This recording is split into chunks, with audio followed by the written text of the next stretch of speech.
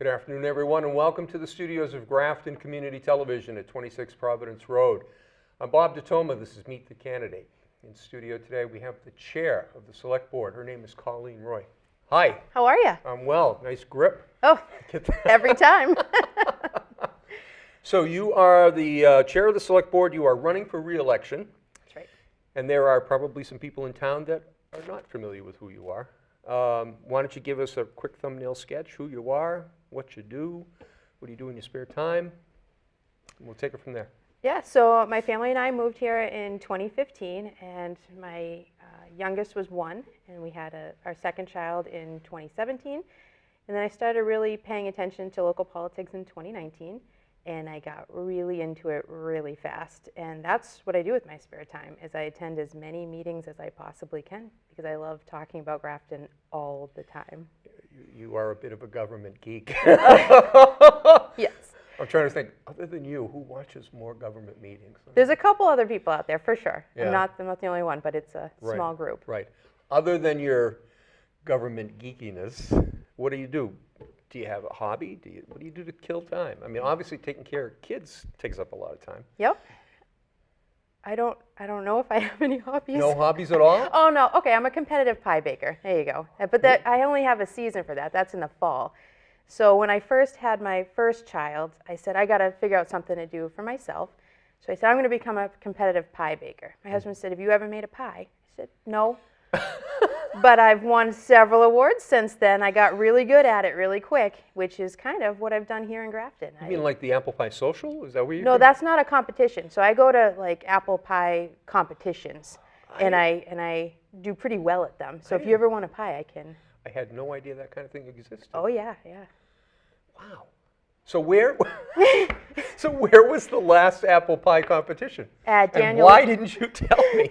Daniel's Farmstead in Blackstone does it, and it's nice because that family's associated with Southwick Zoo, so the prizes are always zoo tickets, and as a mom of young kids, getting zoo tickets is primo, so wow. I do pretty well at that one. So you just picked up a recipe book, made an apple pie. Well, you must be a perfectionist. Yeah, sure. That's amazing stuff.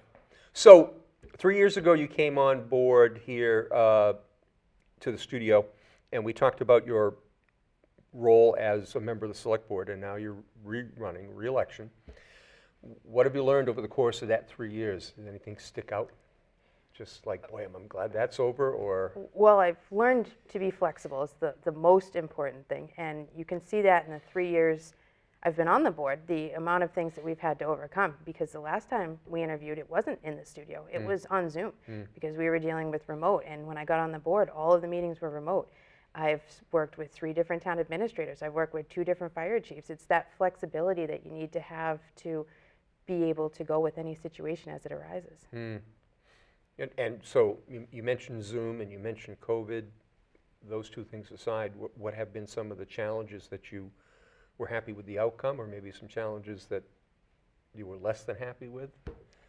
There's for sure a couple of redos out there that if I could go back and try again. But that's the hard part of doing live meetings, and that the public open meeting law part of it is that you're seeing the sausage get made, as you should. That's how it goes, and sometimes you're not always going to get it perfect. And I know I Monday morning quarterback every meeting, and I think about just even the word choices I make and how I wish I could have said it a little bit better. And I'm not a very polished politician, although I wish I was. I feel like I'm getting better, but there's so much to learn and so much to strive for. So what do you mean by polished politician? If you were a polished politician, what would you be? I would be really good at this interview. I would be able to swim through all your answers and not be nervous, but I am nervous because I don't know why. We have a default saying, it's not 60 minutes, and it's not like you don't know me, so it should be smooth as silk. All right, now that that's out of the way. All right, so I have another question. What did you have goals set out for your first bid as a Select Board member, and did you hit most of them, and how might your goals change now in this next new period? So one of the biggest goals I had, which I've accomplished and I'm really excited about accomplishing, is when I used to attend select board meetings before getting on the board, I noticed that policies were conveniently remembered or forgotten depending on what was trying to be accomplished. And I could never find those policies anywhere as a resident, and that used to frustrate me. Once I got elected and got on the board, the first thing I did was request those policies. And it took a few requests because they weren't in a central location. Some were on a computer over here, some were printed out there, because they go back to like the 80s.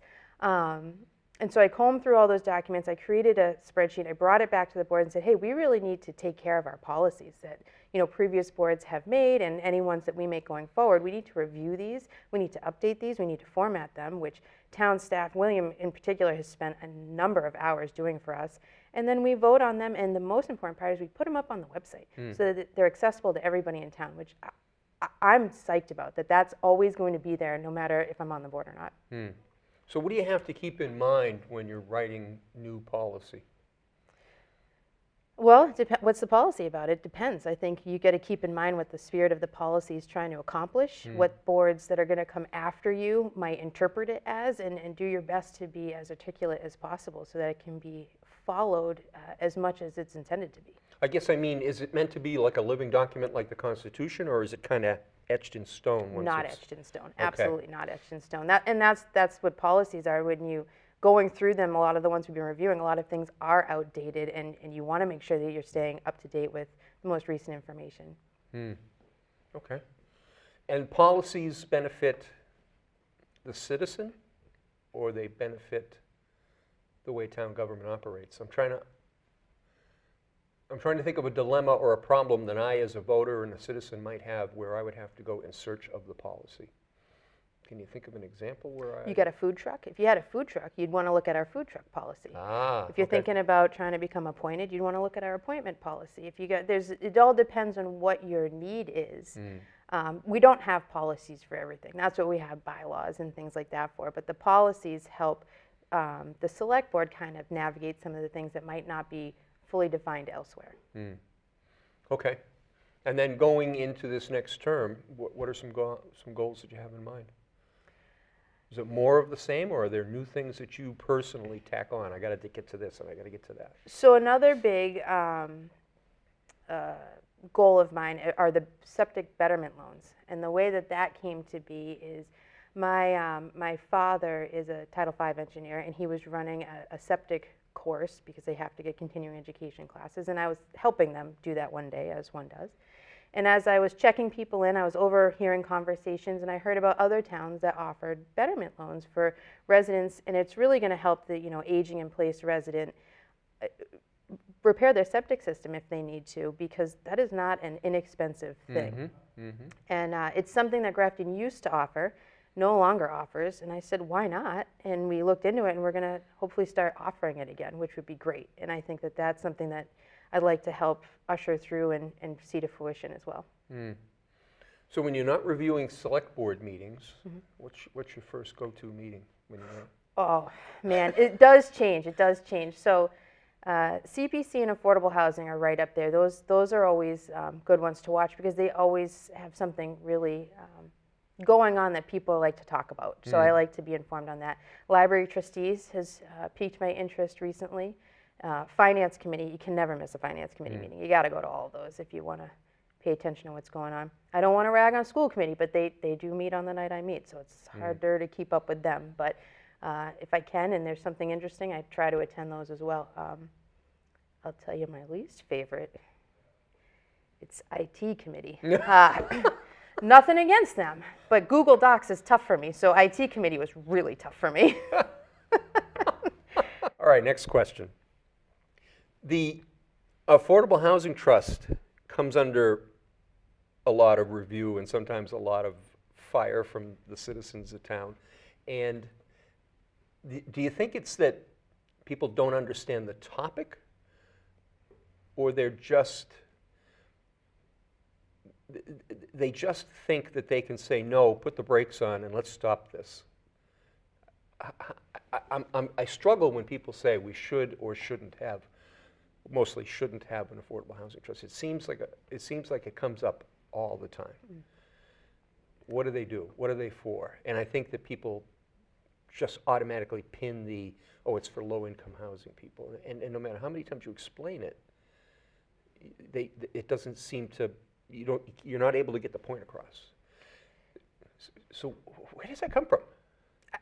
So I think as far as getting the point across, everybody has a different level of understanding. So you got to start by understanding the lens at which this person's viewing it through, as well as their level of understanding, and then that's where the conversation starts. And then hopefully you can take away something that their point of view is offering, as well as impart some wisdom and knowledge on how the process works, and that's a successful conversation in my eyes. When it comes to affordable housing trusts in particular, the MMA is doing a really big push. They just did a webinar in March on why you're seeing more affordable housing trusts crop up, and that's because of CPA. It goes hand in hand. You can see as CPA communities get adopted, affordable housing trusts are rising as well because that money needs to go somewhere. It's one of the tenets of CPA, and it's important that they go hand in hand together. So if you were to build a house right across the street, and it was a 2-bedroom house, and it was put on the market for, let's say, $400,000, would that be considered affordable? Like, where's the threshold? Any idea? That's not affordable for me. I know that. I don't know what's affordable for everybody else, right? I can't audit people's pocketbooks. I know I don't live in a $400,000 house, or it wasn't when I bought it, because I can't afford a $400,000 house. Right, but the reason why I chose 400,000 is because it seemed that most of the houses in the area are already at 575, 6 and a quarter, and beyond. Right. So somewhere is that comfort zone where, oh, these are affordable, and I'm trying to pin that number down, because it's like that might take away some of the stigma. This is not low income, for example. Right. So there's different tiers of housing, right? So I think a lot of times people hear affordable housing and go right to Section 8, and it's not a great way of viewing it. It's really so that you can create housing in your community for your school teacher, your firefighter, your policeman that wants to live in the community that they serve, but they can't, so they have to live 30 miles west. You know, but each community, what's going to be considered affordable will be different. What's considered affordable in Grafton will be different than what's considered affordable in Wellesley, right? It's the average median income that gets factored in. So let's steer away from affordable housing and go back to select board. So how does the Affordable Housing Trust and the select board, how do they work together? What's the role of the select board as opposed to Affordable Housing Trust? So the select board appoints members to the Affordable Housing Trust, but other than that, the Affordable Housing Trust is kind of an autonomous group to allow them the flexibility to do what it is that they're charged with doing. It's been a goal of the select board the last couple of years to build a better relationship with the Affordable Housing Trust. So we've had some joint meetings. We've kind of taken a lot of consideration. We have been negotiating these LIPs, for example, on some of these development projects coming in. Just what's a LIP? Local initiative project? Okay. It's definitely local initiative. The P is... That's better than I could have come up with. Yeah, Right. and we've been factoring in affordable housing by reduced AMI, for example, or to make sure it starts at 25% affordable so that we can get all of the units count towards our standing housing index, SHI. Okay.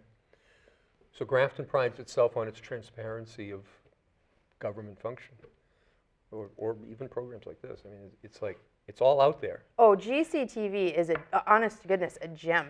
Be able to watch as many meetings as I want. If I can't make it live, I can generally find it online, which is fantastic. And yet people seem unhappy with the coverage of town events. Not necessarily television coverage, but it troubles me sometimes that they think that they're underserved. I haven't figured out what topic makes everybody happy yet. I'm searching for it, but there hasn't been one thing that can make everybody happy that I've discovered yet. But you know, we try to serve everybody the best we can. That's for sure. Right, right. So, have you talked to the voters? Have you been out in public? I know you're scheduled to be at the League of Women Voters when they have their debate. So, what are you hearing around town? What are people talking to you about? What are they asking for? It depends. So the the regional dispatch center was a big topic recently as people were trying to grapple and understand that and the benefits of that towards how it would affect Grafton. You know, I think that conversation has been satisfied right now for where we are in the process. Grafton Upton Railroad, that's always kind of just simmering under there. People like to talk about Grafton Upton Railroad for different reasons. Trying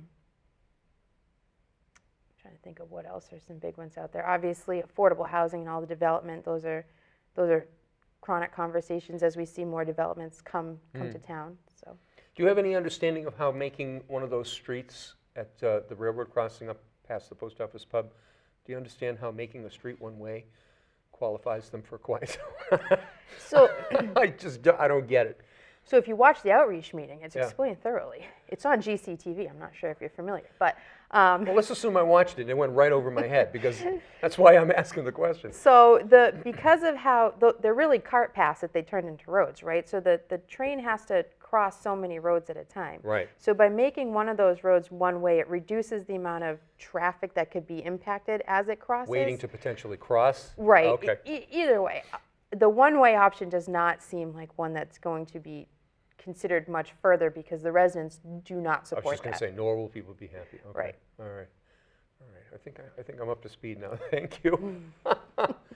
All right. I'm going to give you a couple of minutes to address the voter at home. That is the camera over there to do so. Okay. And then it's all yours. Take it away. So I kindly ask for your vote on May 16th. I've had such enjoyment serving the town of Grafton for the last 3 years, and I would love to continue doing that for 3 more if you'll have me. Thank you. My guest in studio today has been Colleen Roy. She's the chair of the select board here in the town of Grafton, and she's running for re-election. Thank you for coming in today. Thanks for having me. Appreciate the chat and also the good laughs. On behalf of all the talented people that work here at Grafton Community Television, this has been Meet the Candidate. I'm Bob DeToma.